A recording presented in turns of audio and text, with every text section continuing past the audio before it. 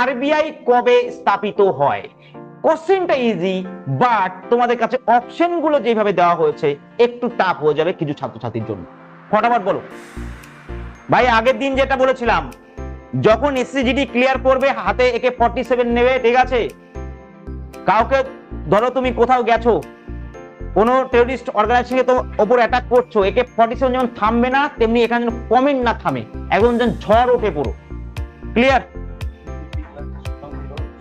আর mission 60 যে ক্লাসটা আছে মনোজন স্যারের, সেটা সকালের দিকে হবে, সেটা মনোজন স্যার আরো ডিটেলসে তোমাদের বলে দেবে।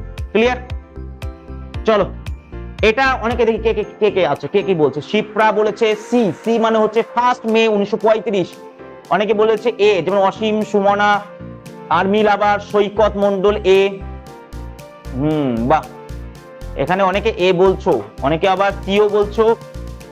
দেখো, এই জন্যই এখন রিসেন্ট টাইমে এই কোশ্চিনটা খুব সহজ, কিন্তু যেহেতু এখানে ডেট, এক্সাক্ট ডেট দিয়ে দিয়েছে, তাই একটু যারা ডিটেলসে পড়েনি বা ভালো করে পড়েনি তাদের কাছে অসুবিধা হয়ে যাবে। তো এখানে ম্যাক্সিমাম ছেলে মেয়ে অ্যান্সার দিয়ে দিয়েছে। তাহলে আরবিআই কবে স্থাপিত হয়? অ্যান্সার হবে 1 এপ্রিল 1935 সালে আরবিআই স্থাপিত হয়েছিল। এটা হচ্ছে রাইট অ্যান্সার। এ যে বলেছো একদমই সঠিক বলেছো।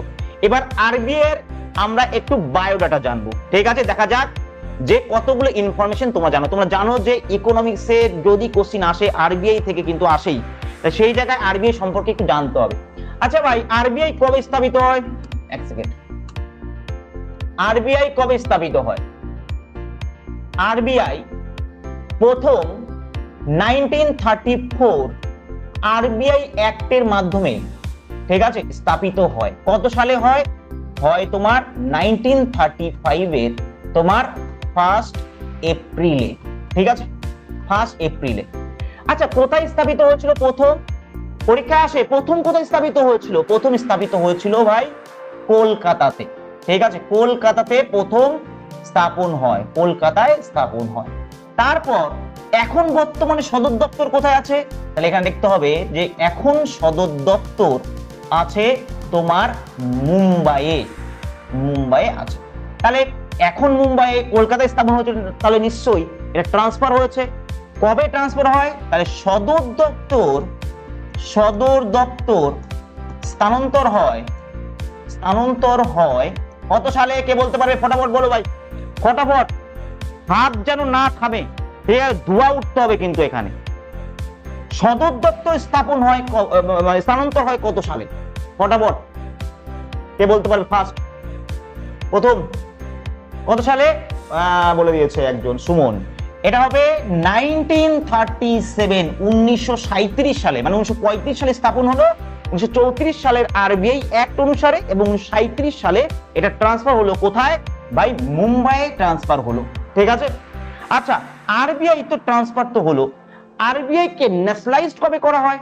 ন্যাশনালাইজড মানে হচ্ছে তোমার গভর্নমেন্টের কন্ট্রোলে বা গভর্নমেন্টের রেগুলেশনের আন্ডারে কবে আনা হলো? তাহলে ন্যাশনালাইজেশন বা এটাকে বলা হয় জাতীয়করণ, বাংলায় জাতীয়করণ কবে হয়েছিল? জাতীয়করণ হয়েছিল তোমার, কি হবে ফটাফট আমি বলার আগে ভাই, 1949 সালে, ঠিক আছে? জাতীয়করণ হয়েছিল আরবিআই এর। বর্তমানে আরবিআই এর কে গভর্নর আছে? তাহলে আরবিআই এর বর্তমান গভর্নর আছে কারেন্ট অ্যাফেয়ার্সের, অ্যান্সার কি হবে? অ্যান্সার হবে শক্তিকান্ত দাস, তাই তো? শক্তিকান্ত দাস বর্তমানে আরবিআই এর গভর্নর আছে। ক্লিয়ার? এই পয়েন্টগুলো আমরা এখান থেকে পেলাম। তার মানে তুমি কি বলতে পারো যে এই পয়েন্টগুলো এসএসসি জিডি বাদে আর কোথাও আসবে না? অবশ্যই আসবে। তাই সকলকে বলছি 7টা মানেই টপাস গ্রুপ, ভালো করে জেনে রাখো, ঠিক আছে? ভালো করে জেনে রাখো। আচ্ছা, এরপর দেখো, এরপর যদি বলি আরবিআই এর কি কি কাজ আছে যেখান থেকে পরীক্ষা আসে। প্রথমত কাজ কি? প্রথম কাজ আমি যদি দেখি আরবিআই এর কি কাজ, এক সেকেন্ড দেখে নি আর পেজ আছে কিনা। আর পেজ নেই, কোশ্চিন তোমরা দেখে নিলে ফট করে। এখানে আমি বলে দিই আরবিআই এর আর কি কাজ আছে। আরবিআই এর যে ফাংশন গুলো যদি দেখি, তাহলে 1 নাম্বার হচ্ছে মুদ্রা তৈরি করা, ঠিক আছে? মুদ্রা বলতে কারেন্সি তৈরি করা। এই যে তোমরা নোট দেখতে পাচ্ছ বিভিন্ন টাকার, সেই মুদ্রা তৈরি করা হচ্ছে কার কাজ? এর কাজ। দ্বিতীয়, ঠিক আছে? আচ্ছা, পরীক্ষায় কোশ্চেন এসছে ব্যাংকের ব্যাংক হিসাবে কাজ করে কোন ব্যাংক? এক্ষেত্রে ব্যাংকার্স অফ মানে ব্যাংকার্স ব্যাংক হিসেবে কাজ করে, কারণ ব্যাংকের ব্যাংক। এই যে আমরা টাকা রাখি কোথায়, আমরা টাকা রাখি ব্যাংকের কাছে, এসবিআই এর কাছে, আমরা রাখি আইসিআইসিআই এর কাছে, অ্যাক্সিস ব্যাংকের কাছে। ব্যাংকগুলো টাকা রাখে কোথায়, ব্যাংকের ব্যাংক হচ্ছে কি আরবিআই। ঠিক আছে, আরবিআই হচ্ছে একটা সেন্ট্রাল বডি যে কি করে ভারতের বিভিন্ন ব্যাংকগুলোকে রেগুলেট করে।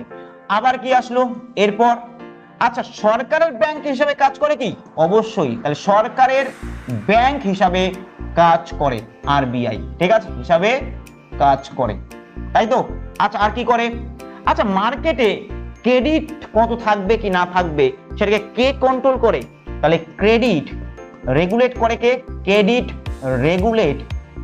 রেগুলেশন কে করে, তোমার আরবিআই করে। ক্রেডিট রেগুলেশন মানে কি, আচ্ছা আজকে মার্কেটে ধরো 500 কোটি টাকা আছে, ঠিক আছে, 500 কোটি টাকা আছে, মানুষের কাছে প্রচুর টাকা আছে ভাই। এই গামছাটা এই জন্যই গলায় নিয়েছি কারণ এসিটা চলছে না, বহুত ঘাম হচ্ছে। আচ্ছা আর ধরো মার্কেটে 500 কোটি টাকা আছে সাপোজ, মানুষের কাছে প্রচুর টাকা, আর মানুষের কাছে প্রচুর টাকা মানে কি, মানুষের ডিমান্ড বাড়া। মাথায় রাখবে, মানুষের এই যে ইকোনমিক্সটা ডিপেন্ড করেছে কার উপর জানো, ডিমান্ডের উপর, ঠিক আছে, চাহিদার উপর। আর মানুষের চাহিদা কখন বাড়ে, যখন মানুষের কাছে টাকা থাকে। আজকে আমার কাছে টাকা নেই, আমার কোনো ডিমান্ড নেই, যখনই টাকা আসবে আমার বহু রকম ডিমান্ড তৈরি হয়ে যাবে। আমাকে বাড়ি করতে হবে, আমাকে ঘর তৈরি করতে হবে, আমাকে গাড়ি করতে হবে, ঠিক আছে, এরকম ডিমান্ড বেড়ে যাবে। তো সেই ক্ষেত্রে মানুষের কাছে টাকা আছে মানে ডিমান্ড বাড়বে, আর মানুষ কি করবে, বেশি বেশি টাকা খরচ করে জিনিসপত্র কিনতে চাইবে। আর বেশি খরচা করা মানে সবাই মিলে যদি খরচা করতে চায় তাহলে কি হবে, মার্কেটে ইনফ্লেশন হবে ভাই, মুদ্রাস্ফীতি হবে। তাই মুদ্রাস্ফীতি বা ইনফ্লেশনটাকে কন্ট্রোল করার দায়িত্ব কার উপর থাকে, আরবিআই এর উপর থাকে। আর আরবিআই এই জন্য তোমার দুখানা পদ্ধতি ইউজ করে, দুটো পদ্ধতির নাম হচ্ছে, একটা হচ্ছে কোয়ান্টিটিভ অ্যাপ্রোচ, আর একটা হচ্ছে কোয়ালিটেটিভ অ্যাপ্রোচ। ঠিক আছে, কোয়ান্টিটিভ মানে আরবিআই এর কাছে কিছু টুলস আছে, যেমন ক্যাশ রিজার্ভ রেশিও, ঠিক আছে, এসএলআর, এরকম ভাবে অনেক রকম সিস্টেম আছে যেগুলো তোমরা ডিটেইলসে দেখতে পারো আমাদের চ্যানেলে ক্লাস। এবার বলে দিই তোমাদের একটু, এই যে ক্যাশ রিজার্ভ রেশিওটা কিভাবে কন্ট্রোল করে আমি দেখিয়ে দিই। প্রত্যেকটা ব্যাংক, ধরো এসবিআই ব্যাংকে একটা সার্টেন পার্সেন্ট, ধরো সাপোজ 4% টাকা কোথায় রাখতে হবে, আরবিআই এর কাছে জমা রাখতে হবে। তার মানে ব্যাংকের কাছে এখন কত আছে, 96% টাকা আছে। ব্যাংক কি করবে, এই 96% টাকা তো নিজের কাছে রেখে দেবে না, এটাকে লোন হিসাবে মার্কেটে খাটাবে, যে মার্কেটে মানুষ আছে।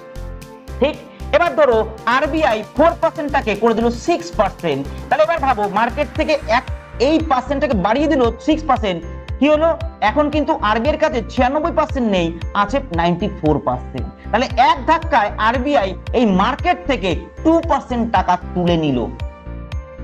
এইভাবেই কিন্তু আরবিআই কি করছে, ক্রেডিটটাকে কন্ট্রোল করছে বা রেগুলেট করছে, তো এটাকে বলছে ক্রেডিট রেগুলেশন।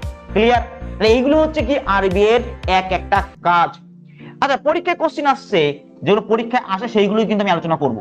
আচ্ছা 1 টাকার নোটে কার সিগনেচার থাকে, টাকার নোটে কার সিগনেচার থাকে, ঠিক আছে, সিগনেচার